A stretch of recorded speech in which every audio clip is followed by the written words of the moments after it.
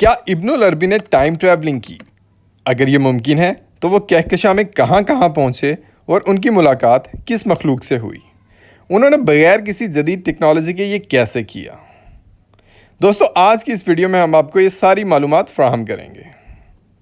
السلام علیکم ناظرین، میں ہوں جمال ارشد اور آپ دیکھ رہے ہیں ونڈر ورلڈ۔ ناظرین، اللہ تعالیٰ کی یہ کائنات بےحد وسیع و عریض ہے، جس کی وسعت کا اندازہ لگانا ہمارے لیے ناممکن ہے۔ مثال کے طور پر اگر کوئی اسپیس کرافٹ 3 لاکھ کلومیٹر فی سیکنڈ کی رفتار سے سفر کرے تو بھی اسے اپنی ہی کہکشاں سے باہر نکلنے میں 1 لاکھ سال سے زیادہ کا وقت درکار ہوگا۔ ٹائم ٹریولنگ کے بارے میں آپ نے سنا ہوگا اور اس بارے میں ہالی ووڈ میں فلمز عکس بند ہوئی ہیں، جو کہ اہل مغرب کے عقیدے کی عکاسی کرتی ہیں کہ ایک جسم ایک ہی وقت میں مختلف مقامات پر موجود ہو سکتا ہے، جسے وقت کی سرکشی یا ٹائم ٹریولنگ کہا جاتا ہے۔ خلا میں انسان کی پہنچ محدود ہونے کے باوجود سائنسدان کائنات کے مختلف حصوں کی کھوج میں مسلسل مصروف ہیں۔ مزید یہ کہ سائنسدان ٹائم ٹریولنگ پر مختلف تجربات اور ریسرچز کر رہے ہیں۔ اب تک یہ ایجاد کردہ جدید ترین اسپیس کرافٹ بھی ہم سے ہزاروں نوری سال دور جگہوں تک پہنچنے کی صلاحیت نہیں رکھتے۔ سائنس کے مطابق اگر وقت اور اسپیس آپس میں مل جائیں تو وقت ٹھہر جاتا ہے اور وقت کا دھارا بہت تبدیل ہو سکتا ہے، اور انسان اس ذریعے سے سیکنڈوں میں کسی بھی سیارے تک پہنچ سکتا ہے۔ تاہم یہ تصورات حقیقت سے کچھ مختلف، غیر یقینی اور پیچیدہ نظر آتے ہیں۔ سائنسدانوں کے مطابق خلا میں کچھ ایسے شارٹ کٹ راستے موجود ہیں جنہیں وارم ہولز کہا جاتا ہے، اور ان راستوں کا استعمال کر کے لاکھوں نوری سال کا فاصلہ چند سیکنڈز میں طے کیا جا سکتا ہے۔ ان راستوں کو کھولنے کے لیے ہمیں انتہائی طاقتور گریویٹیشنل فورس کی ضرورت ہوگی۔ اب اگر اس بات کو اسلامی روحانیت کے تناظر میں دیکھا جائے تو تاریخ میں ایک صوفی بزرگ شیخ اکبر ابن عربی کے بارے میں ذکر ملتا ہے، جنہوں نے روحانی علم کی بدولت وارم ہول کی طرح کسی راستے کو کھولا اور ایک دوسرے سیارے تک پہنچنے کا دعویٰ کیا۔ ابن عربی 27 رمضان 560 ہجری 1165 عیسوی میں اسپین کے شہر مرسیا میں پیدا ہوئے۔ آپ ایک معزز عرب خاندان سے تعلق رکھتے تھے، جس کا رشتہ حاتم طائی کے خاندان سے تھا۔ آپ کے والد مرسیا کے حکومتی دربار سے وابستہ تھے، مگر جب آپ 8 سال کے تھے تو معاہدین کے فوجیوں نے مرسیا پر قبضہ کر لیا اور آپ کا خاندان وہاں سے ہجرت کرنے پر مجبور ہو گیا۔ ابن العربی 12ویں صدی کے مشہور صوفی بزرگ، دانشور اور مفکر تھے، اور آپ نے 500 سے زیادہ کتب تصنیف کی ہیں۔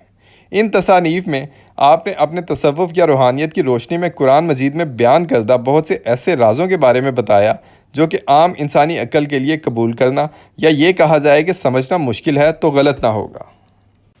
ابن العربی کے مطابق جب اللہ کا کوئی بندہ ایمان کامل حاصل کر لیتا ہے تو رب العالمین اس بندے پر اپنی کائنات کے راز کھول دیتا ہے، اور وہ اللہ کا ولی ایسے کام کر گزرنے کی صلاحیت حاصل کر لیتا ہے جو کہ عام انسانی عقل کے لیے ناممکن یا صرف تخیلاتی سمجھے جاتے ہیں۔ ابن العربی نے اپنی تصانیف میں اس بات کا ذکر کیا کہ وہ روحانی طور پر ایسی دنیاؤں تک پہنچے ہیں جو ہماری زمینی دنیا جیسی تھیں، مگر وہاں کچھ چیزیں یکسر مختلف تھیں۔ ابن العربی کے مطابق روحانیت کے اس سفر میں ایک مقام ایسا بھی آیا جہاں صرف خوشبو، روشنی اور غیر معمولی مخلوقات کا بسیرا تھا۔ ابن العربی کی کتاب الفتوحات مکیہ میں، جو تقریباً 850 سال پہلے لکھی گئی تھی، ان تمام روحانی تجربات کا تفصیل سے ذکر کیا گیا ہے۔ ابن العربی نے ٹائم اور اسپیس کے تصورات کو آئنسٹائن کے نظریہ اضافیت سے تقریباً 750 سال پہلے بیان کیا تھا۔ ابن عربی نے جن مخلوقات کا ذکر کیا وہ عام انسانوں سے بالکل مختلف تھیں، یعنی ان کو انسانوں نے ایلین کا نام دے رکھا ہے۔ ابن العربی کے مطابق وہاں پر پائی جانے والی مخلوقات کے چلنے پھرنے کی رفتار اس قدر تیز تھی کہ ایک عام انسانی آنکھ سے دیکھ نہیں سکتے۔ اس روحانی سفر میں ابن العربی نے ایک زعفران سے بنا ہوا سیارہ دیکھا جس نے اپنی خوبصورتی کی وجہ سے ابن عربی کو سب سے زیادہ مرعوب کیا۔ اس سیارے کی زمین نور کی طرح چمکتی تھی اور ہیرے جواہرات اور سونا باکثرت جا بجا پڑا ہوا تھا، اور ایسی قیمتی دھاتیں بھی موجود تھیں جن کو پہلے کبھی کسی نے نہیں دیکھا تھا۔ اس سیارے کے لوگوں کی رنگت دودھ کی طرح سفید تھی۔ ان لوگوں میں عمل تولید کا طریقہ نہیں تھا، بلکہ وہ پودوں کی طرح زمین سے نکلتے تھے۔ اس سیارے کے لوگ نہ پانی میں ڈوبتے تھے، نہ ہی آگ انہیں کوئی نقصان پہنچاتی تھی۔ وہاں پر ہر طرف مختلف قسم کے میوے اور پھل باکثرت تھے۔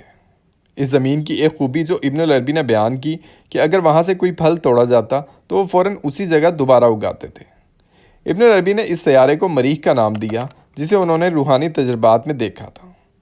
ابن عربی نے مریخ پر ایک نشان چھوڑنے کا ذکر بھی کیا اور ان کا کہنا تھا کہ جب انسان ترقی کی منازل طے کرے گا اور جدید ٹیکنالوجی کے ذریعے مریخ پر پہنچے گا تو وہ اس نشان کو دیکھ کر ان کے سفر کی حقیقت کو جان لیں گے۔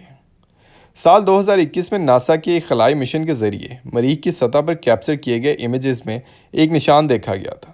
اس نشان پر غور کرنے سے یہ بات واضح ہوئی کہ یہ عربی زبان میں سلام لکھا ہوا ہے۔ مریخ پر موجود اس نشان کو گوگل میپس کے ذریعے بھی واضح طور پر دیکھا جا سکتا ہے۔ ترکی کے مصنف کیفرا اسکندر روگلو نے اپنی کتاب ویلی آف پروفٹ میں اس نشان کا ذکر کیا ہے اور ان کے مطابق یہ وہی نشان ہے جس کا ابن عربی نے اپنی کتاب میں ذکر کیا تھا۔ سائنسدان اس بات پر تحقیق کر رہے ہیں کہ ابن عربی نے روحانی طور پر کیسے ان دور دراز کے سیاروں تک سفر کیا۔ روحانی علم کا استعمال کرتے ہوئے انسان کا جسم زمین پر موجود ہوتا ہے لیکن اس کی روح کسی اور جگہ موجود ہو سکتی ہے۔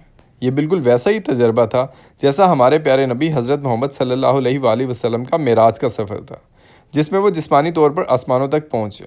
دیگر مثالوں میں حضرت سلیمان علیہ السلام کے دربار میں یمن کی شہزادی کا تخت پلک جھپکتے ہی سامنے آ گیا تھا، یا اسی طرح اصحاب کہف کا بھی ذکر ہے جو ایک غار میں 309 سال تک سوتے رہے اور جب جاگے تو انہیں ایسا لگا جیسے وہ صرف چند لمحے پہلے ہی سوئے تھے۔ ابن عربی کے مطابق اگر انسان اللہ تعالیٰ پر کامل ایمان رکھے اور اس کے ساتھ کسی کو شریک نہ کرے تو وہ روحانی طور پر خلا میں کہیں بھی سفر کر سکتا ہے، چاہے وہ مریخ ہی کیوں نہ ہو۔ سائنسدانوں کے مطابق ان کے تجربات کو روحانی علوم کے تناظر میں دیکھنا ہوگا، کیونکہ یہ وہ علم ہے جس میں وقت اور خلا کی حدود سے آزاد ہو کر انسان کسی بھی جگہ جا سکتا ہے۔ مریخ جو کہ سرخ سیارے کے طور پر مشہور ہے، ابن عربی کی تحریروں میں ایک اہم مقام رکھتا ہے اور ممکن ہے کہ انہوں نے اپنی روحانی طاقتوں کے ذریعے اس سیارے پر سفر کیا ہو۔ امریکہ اور دیگر ممالک نے مریخ پر کئی مشن بھیجے ہیں اور 2012 میں امریکہ کے ایسٹروناٹ جان برینڈن برگ نے بھی یہ نظریہ پیش کیا تھا کہ مریخ پر کبھی کوئی خلائی مخلوق آباد تھی لیکن وہ ایٹمی جنگ سے تباہ ہو گئی تھی۔ مجموعی طور پر ابن عربی کا تجربہ ہمیں یہ بتاتا ہے کہ روحانیت کے ذریعے انسان سپیس اور ٹائم کی حدود سے آزاد ہو کر کہیں بھی سفر کر سکتا ہے اور اس کا یہ سفر حقیقت پر مبنی ہو سکتا ہے، جیسا کہ انہوں نے مریخ پر قدم رکھا تھا۔ دوستو، آج کے لیے اتنا ہی۔ امید ہے کہ آپ کو ہماری یہ دلچسپ اور معلوماتی ویڈیو بہت پسند آئی ہوگی۔ مزید دلچسپ اور معلوماتی ویڈیوز دیکھنے کے لیے سبسکرائب کریں ہمارے یوٹیوب چینل ونڈر ورلڈ کو۔ ملتے ہیں اگلی ویڈیوز میں بہت سی نئی اور دلچسپ معلومات کے ساتھ۔